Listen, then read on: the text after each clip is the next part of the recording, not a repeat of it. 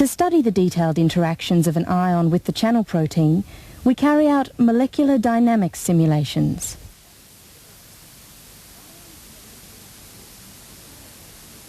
Ions in electrolyte solutions are hydrated by a tightly bound shell of water molecules, followed by more loosely bound outer hydration shells.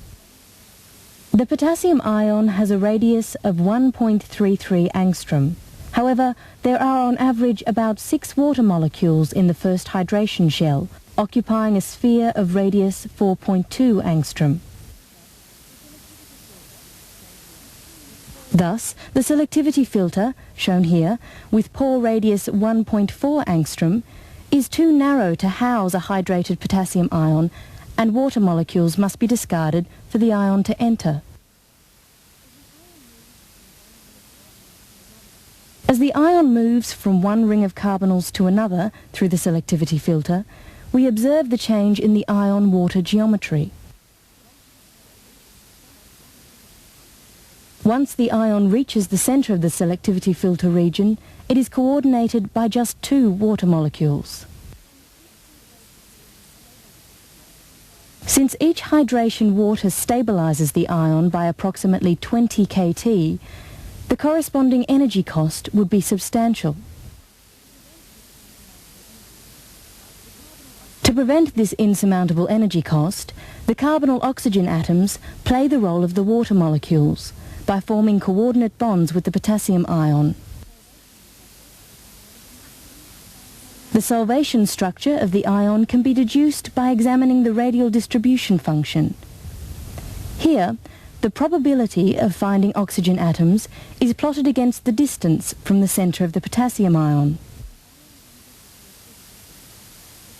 As the ion enters the selectivity filter, the peak in the radial distribution function due to water contributions, shown here in pink, becomes smaller as water molecules become less accessible, while the peak corresponding to carbonyl oxygens, shown here in orange, approaches the ion and becomes larger.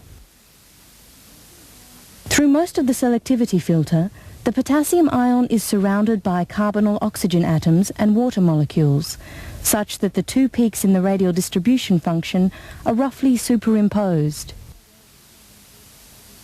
This demonstrates how well the carbonyl groups are able to replace and emulate water molecules, and how it is possible for the potassium ion to traverse this narrow segment of the potassium channel without experiencing a huge energy barrier. Consider now a sodium ion attempting to traverse the selectivity filter. The sodium ion has a radius of 0.95 angstrom and is surrounded by 6 water molecules inside a sphere of approximate radius 3.7 angstrom. Thus, coordinating oxygen atoms must reside approximately 0.5 angstrom closer to the sodium ion than for the larger potassium ion. As the sodium ion enters the channel, waters are stripped away as they are for potassium. Observe the 2 peaks in the radial distribution function as we push a sodium ion through. Carbonyl oxygens are unable to come close enough to the sodium ion to emulate the water molecules. As a result, the sodium ion is ejected from the filter. The carbonyl oxygens are held away from the smaller sodium ion by interactions with the remaining protein, and because the larger water molecules adjacent to the ion act as obstacles to the inward motion of the carbonyl groups. Observe the poor fit of oxygen atoms around the ion.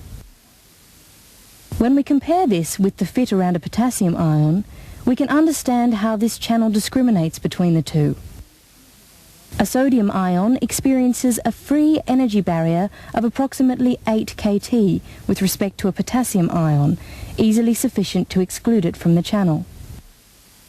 The channel therefore relies on the differing sizes of the potassium and sodium ions to obtain selectivity. The dimensions of the selectivity filter have been perfectly optimized by nature to achieve this outcome.